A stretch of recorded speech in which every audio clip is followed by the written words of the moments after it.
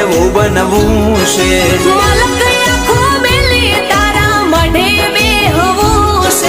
તારું વેણ રોમનું વેણ મારે ચોવટવું છે.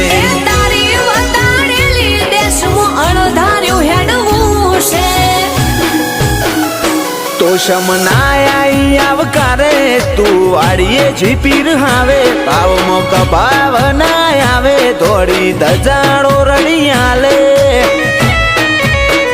તો નરમાશ વાળી વાત કોઈ નહીં કોતરાયા તીએ કળશ કમાડે.